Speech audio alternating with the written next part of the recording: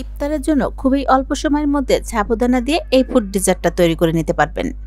সারাদিন রোজা রাখার পর এরকম একটি রেসিপি দিয়ে ইফতার করলে আপনার মন প্রাণ দুটোই কিন্তু জড়িয়ে যাবে। তাহলে চলুন খুব সহজেই কিভাবে সাবুদানার এই ফুড ডেজার্টটি তৈরি করে নেওয়া যায় সেই রেসিপিটি দেখে নিই। এজন্য প্রথমেই আমাদেরকে খুব ভালো করে সাবুদানাগুলি সেদ্ধ করে নিতে হবে। সাবুদানাগুলি সিদ্ধ করার জন্য পানির পরিমাণটা কিন্তু একটু বেশি নিতে হবে।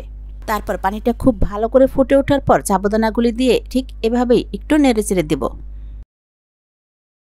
এখন চুলার যে তাপ সেটা মিডিয়ামের থেকেও কিছুটা বেশিতে রেখে বেশ কিছুক্ষণ সময় নিয়ে এই সাবুদানাগুলি সিদ্ধ করে নিতে হবে।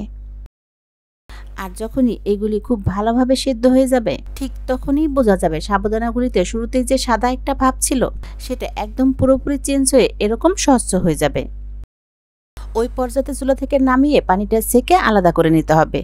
এরপর সাথে সাথেই রুম টেম্পারেচারে থাকা ঠান্ডা পানি এতে ঢেলে ভালো করে ধুয়ে নিতে হবে। এতে করে সাবুদানাতে যে আঠালো একটা ভাব থাকে সেটা চলে যাবে। ধুয়ে নেওয়া হলে ভালো করে পানি ঝরার জন্য এটা এভাবেই আরও কিছুক্ষণ সময় ধরে রেখে দিব। এখন এই প্যানটাতে হাফ লিটার থেকেও কিছুটা বেশি হবে নিয়েছি তরল দুধ। এই দুধটা এখন প্রথমেই হালকা গরম করে নিব। এরপর এতে অ্যাড করব পাউডার মিল্ক। অনেক বেশি গরম করে কিন্তু গুঁড়া দুধ মেশানো যাবে না, তাহলে সাথে সাথেই দলা পেকে যাবে। হালকা গরম হতেই এতে গুঁড়া দুধটা মিশিয়ে নিতে হবে। এখন মিষ্টি করার জন্য দিয়ে দিচ্ছি 1/4 কাপ পরিমাণ চিনি। যে পরিমাণ চিনি দিয়েছি এতে করে কিন্তু খুব বেশি মিষ্টি হবে না। এছাড়া সাবুদানার এই ডেজার্টটা কড়া মিষ্টির চাইতে হালকা মিষ্টি খেতেই কিন্তু বেশি ভালো লাগবে। আর এই ডেজার্টটাতে যেহেতু কয়েক ধরনের মিষ্টি ফল ব্যবহার করা হবে তাই ঘন এই দুধটা একটু হালকা মিষ্টি করে নেওয়াই ভালো। তাছাড়া লিকুইড এর দুধটা খুব দ্রুত ঘন করার জন্য এখানে আমি হাফ কাপ পরিমাণ পাউডার মিল্ক ব্যবহার করেছি। তবে কেউ যদি পাউডার মিল্কটা বাদ দিয়ে তৈরি করতে চান সেক্ষেত্রে তরল দুধের পরিমাণটা বাড়িয়ে নিতে হবে আর জাল দিয়ে অনেকটাই ঘন করে নিতে হবে। এবার এই দুধটা আরও কিছুক্ষণ সময় নিয়ে জাল হতে থাক, আর এই সময়ের মধ্যে আমি কর্নফ্লাওয়ার দিয়ে একটা মিশ্রণ তৈরি করে নেব। এখানে হাফ কাপ পরিমাণ রুম টেম্পারেচারে থাকা পানির সাথে 1 টেবিল চামচ কর্নফ্লাওয়ার মিশিয়ে নিয়ে এটা আমরা দুধের সাথে ব্যবহার করব।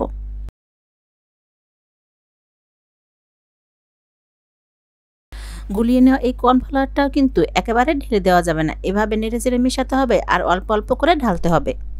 এই সময়টাতে কিন্তু এটা অনবরত নাড়াচাড়ার উপরেই রাখতে হবে, তা না হলে পাতিলের সাথে লেগে যেতে পারে। এরপর কর্নফ্লাওয়ারটা ভালো করে মিশিয়ে নেওয়া হলে এটা আরও 1 মিনিটের মতো সময় নিয়ে নেড়েচেড়ে রান্না করার পর চুলা থেকে নামিয়ে নেব।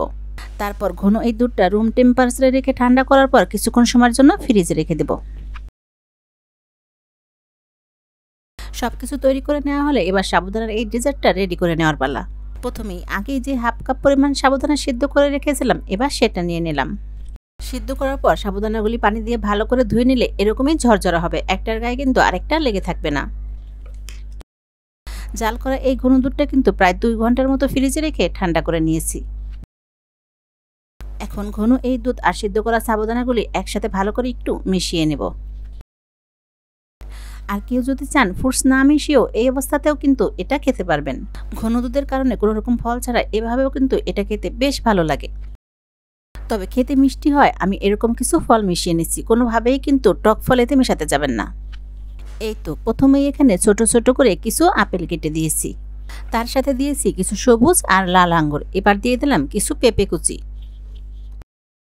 এরপর এখানে মিডিয়াম সাইজের 2টি কলা কেটে নিয়েছি। এই তো আমি গোল গোল আর পাতলা করে কেটে নিয়েছি, তবে আপনারা আপনাদের পছন্দ মতো যে কোনোভাবে কেটে নেবেন তাহলেই হবে। এছাড়া সাবুদানা দিয়ে তৈরি করা এই ডেজার্টটিতে সবসময় চেষ্টা করবেন কলাটা রাখতে। এরপর এইগুলির সাথে আমি আরও অ্যাড করব কিছু বাদাম কুচি আর কিশমিশ।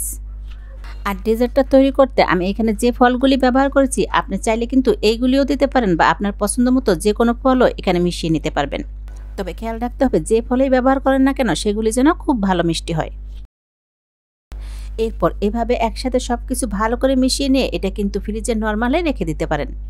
1 থেকে আধা ঘন্টার মতো সময় এটা যদি ফ্রিজে রেখে এরপর ঠান্ডা ঠান্ডা সার্ভ করা হয় তাহলে খেতে কিন্তু অসম্ভব মজা হবে। তাহলে আর কি, প্রাণ জুড়ানো ঠান্ডা ঠান্ডা এই রেসিপিটি রোজায় একবার হলেও ট্রাই করে দেখতে পারেন, আশা করি ভালো লাগবে। আর সবার সুস্বাস্থ্য কামনা করে আজকের এই রেসিপিটি এখানেই শেষ করছি।